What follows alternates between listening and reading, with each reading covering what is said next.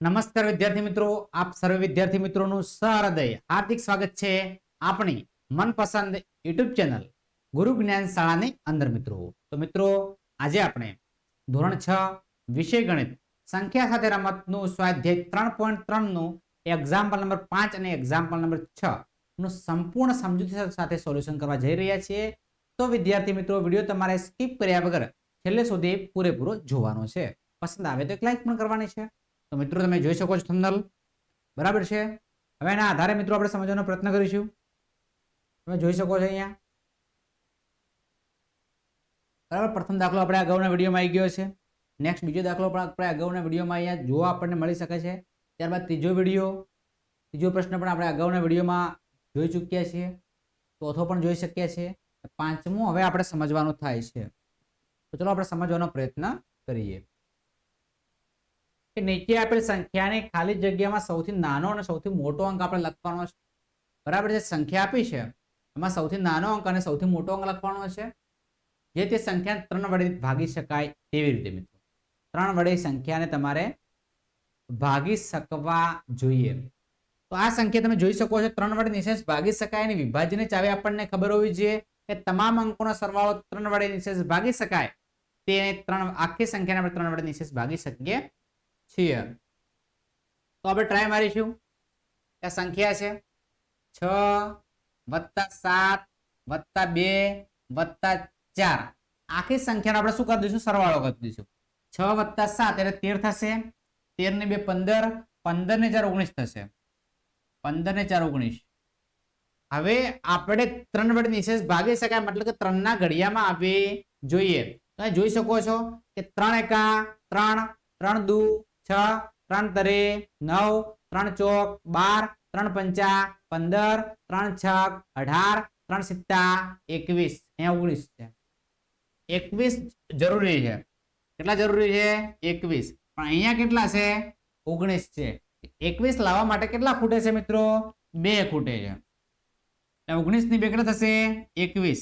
એટલે આપણે સૌથી નાની સંખ્યા, ખાલી જગ્યા જે છે એમાં સૌથી નાની સંખ્યા કઈ આવશે? 2 આવશે. સૌથી નાની સંખ્યા કેટલી આવશે મિત્રો? 2 આવશે.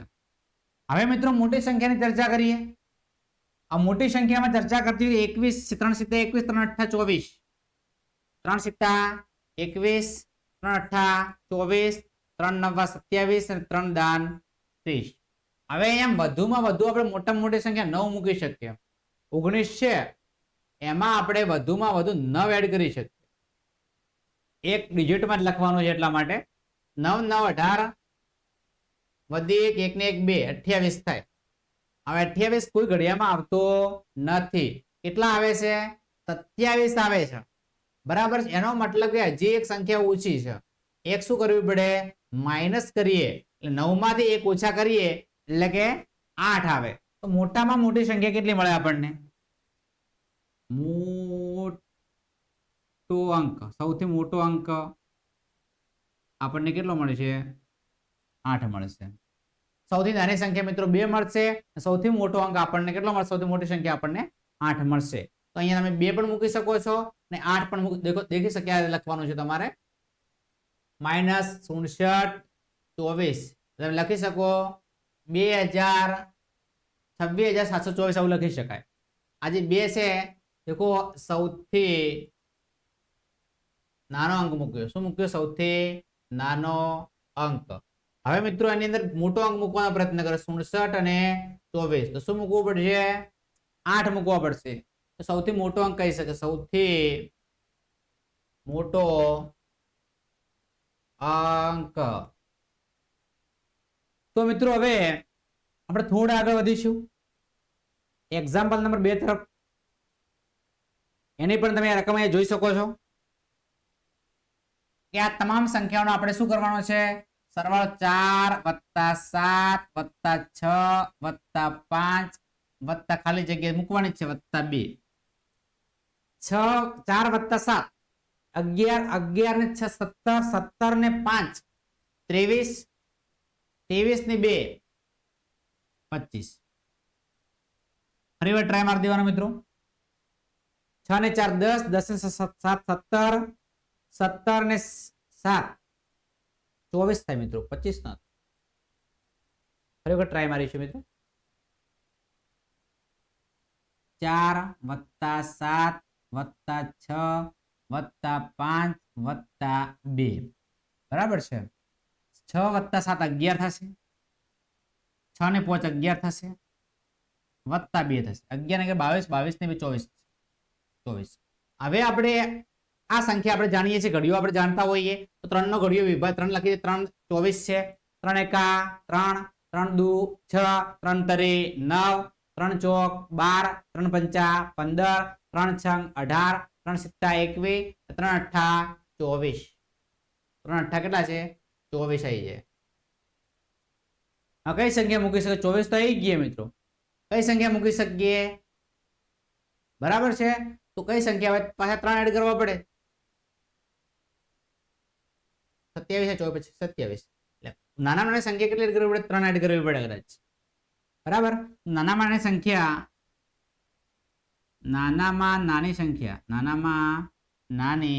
સંખ્યા તમારે 3 એડ કરવી પડે. ને મોટામાં મોટી તમે કેટલી કરી શકો? 24 + 9 કરતો.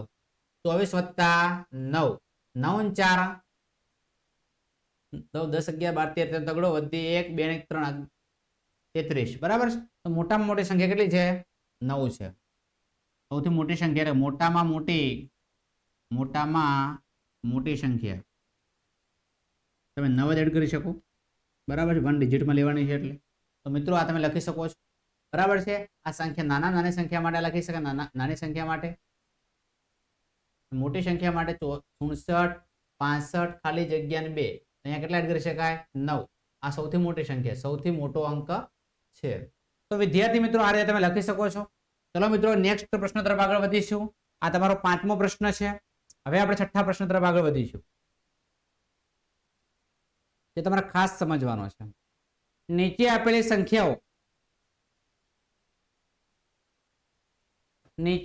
સંખ્યાઓ દરેકની ખાલી જગ્યામાં આવો એવો અંક શોધો જેથી બનતી સંખ્યાને 11 વડે ભાગી શકાય.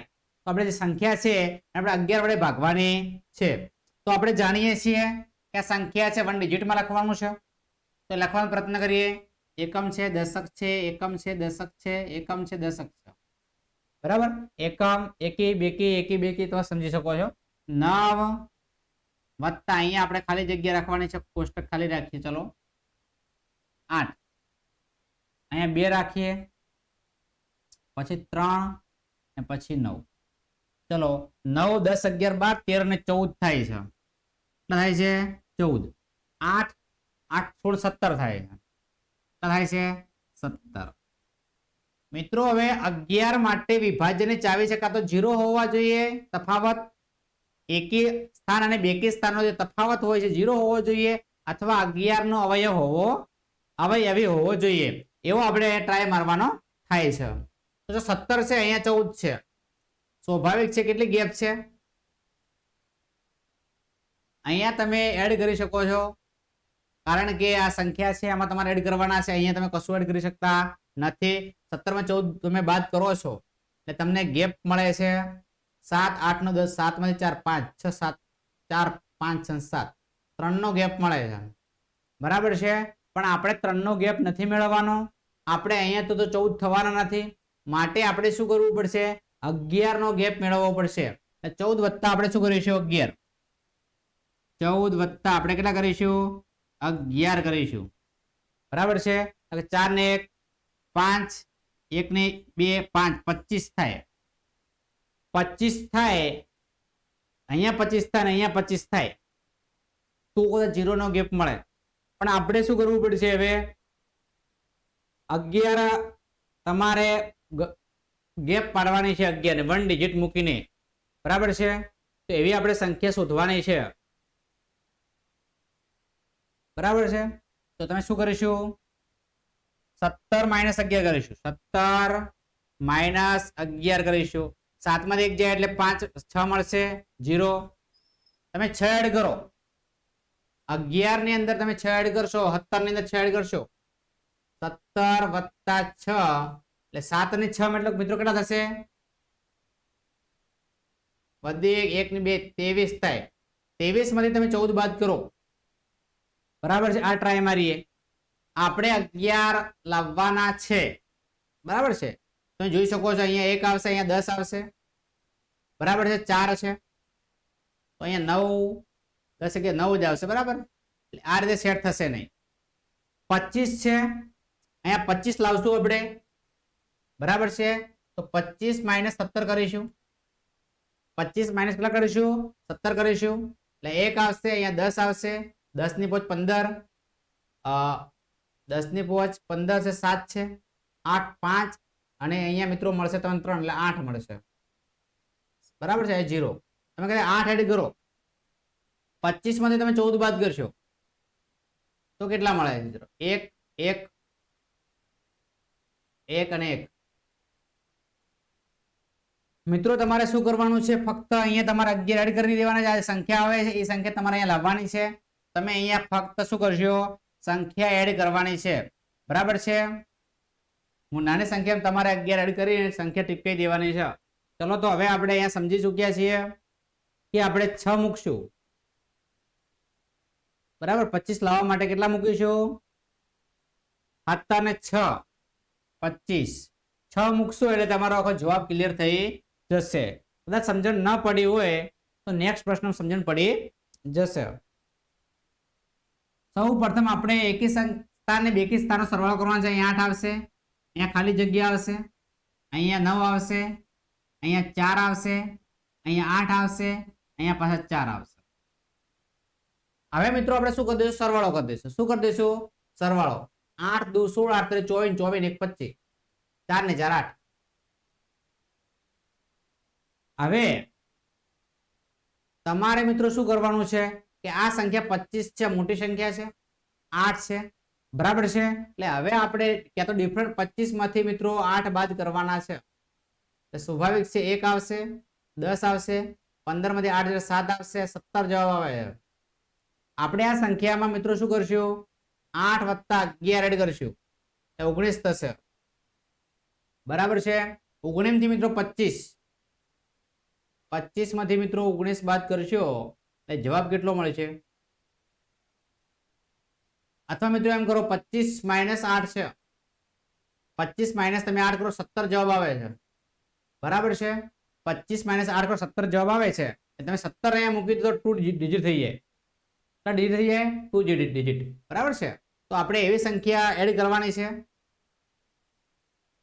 કે જેની તફાવત મિત્રો 1 ડિજિટમાં જ આવવો જોઈએ, બરાબર છે. તો આપણે એવી સંખ્યા અહીંયા સેટ કરવાની થાય છે. તો ચલો મિત્રો 25 માઇનસ 8 છે, 17 આવે છે, બરાબર છે. તો તમારે શું કરવાનું છે? તમારે ખાસ ધ્યાન રાખવાનું હોય છે મિત્રો.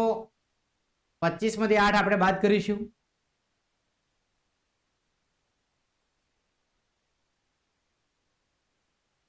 તો આપણે ખાસ કરીને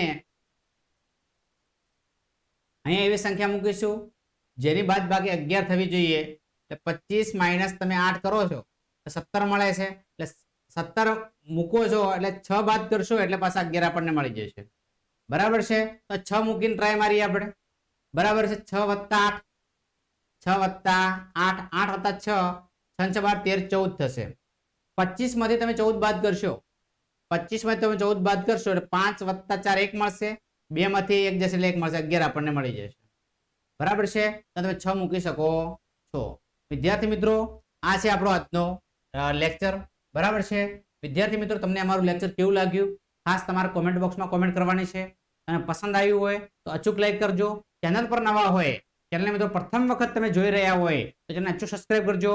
બાજુમાં આપેલા બેલ આઇકનને પણ પ્રેસ કરજો જેથી કરી આવનારા વિડીયો નોટિફિકેશન સૌપ્રથમ મિત્રો તમને મળતી રહે. ફરી મળીશું એક નવા વિડીયો સાથે.